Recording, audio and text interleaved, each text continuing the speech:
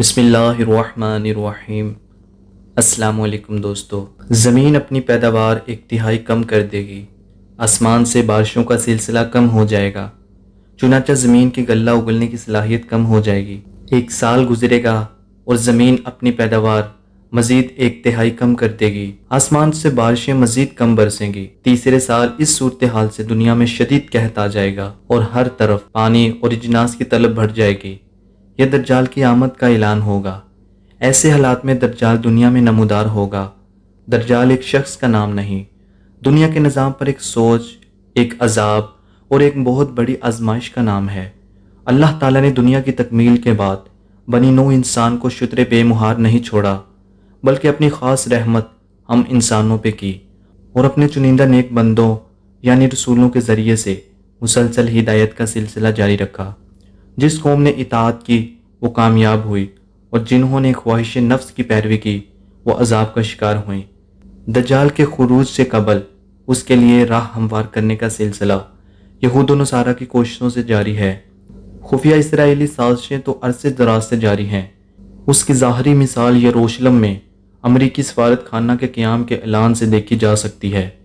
دجال کو اللہ بہت زیادہ قوت عطا فرمائیں گے۔ یہ دنیا کے تمام وسائل پر اس وقت قابض ہوگا جب دنیا شدید قحط کی لپیٹ میں ہوگی اور یہ ساری دنیا کے ارد گرد اپنی جدید سواری میں چکر لگائے گا۔ دجال دنیا پر 40 دن قیام کرے گا۔ دجال دنیا پر 40 دن قیام کرے گا۔ پہلا دن 1 سال کے برابر ہوگا، دوسرا دن 1 ماہ کے برابر اور تیسرا دن 1 ہفتے کے برابر ہوگا۔ باقی دن عام دنوں کی مثل ہوں گے۔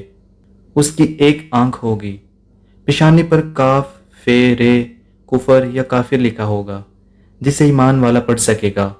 آج دنیا ایک گلوبل ویلیج بن چکی ہے۔ سیٹلائٹ اور نیٹ کے ذریعے سب ممالک اور اقوام جڑ چکے ہیں۔ آنکھ جو کچھ دیکھتی ہے، لب پہ آستہ نہیں۔ محو حیرت ہوں کہ دنیا کیا سے کیا ہو جائے گی۔ ایک حدیث کے مفہوم کے مطابق دجال کے ہاتھ میں اللہ ایسی قوت دیں گے کہ اس کے حکم پر آسمان سے بارشیں اور زمین سے پیداوار حاصل ہوگی۔ زمین اپنے خزانے اگل دے گی۔ اس کے پیچھے خزانے اور لوگ ایسے چلیں گے جیسے شہد کی مکھیاں، جیسے لوہا مقناطیس کی طرف کھینچا آتا ہے۔ اس کے حکم پر جانور صحت مند ہو جائیں گے، بیمار تندرست ہو جائیں گے۔ اب اس آدمی سے کہے گا مجھے رب مانو، تمہارے مردہ والدین کو زندہ کر سکتا ہوں، اور اپنے شیطانی شعبدے کے ذریعے نقلی والدین پیش کر دے گا۔ کمزور ایمان والے اس کی باتوں میں آ جائیں گے، جبکہ پختہ ایمان والا کہے گا تو کانا دجال ہے، جس پر اس کو آرے سے چیر دے گا۔ یہ آدمی کو قتل کرنے کے بعد دوبارہ زندہ کرے گا اور کہے گا کہہ میں تیرا رب ہوں۔ یہ سب دجال کے ذاتی کمال سے نہیں ہوگا، بلکہ اللہ تعالیٰ اس کی رسی دراز کرے گا اور انسانوں کی آزمائش کے لیے اس کو قوت دی جائے گی کہ دیکھا جائے کہ کون حق کی پیروی کرتا ہے اور کون باطل کی۔ اس کے پاس بہت سے حربے ہوں گے، بہت شعبدے ہوں گے اور وسائل پر اس کا قبضہ ہوگا۔ یہ دنیا پر قیامت سے پہلے ایک قیامت برپا کر دے گا۔ امام مہدی کا نزول ہوگا۔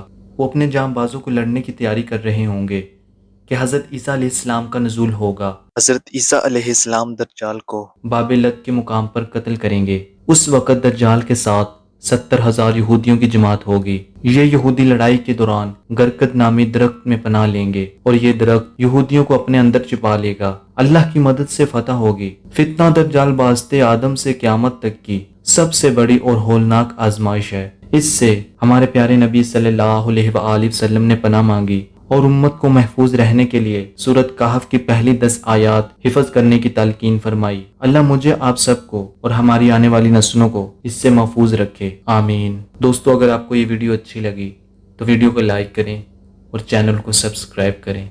Thanks for watching.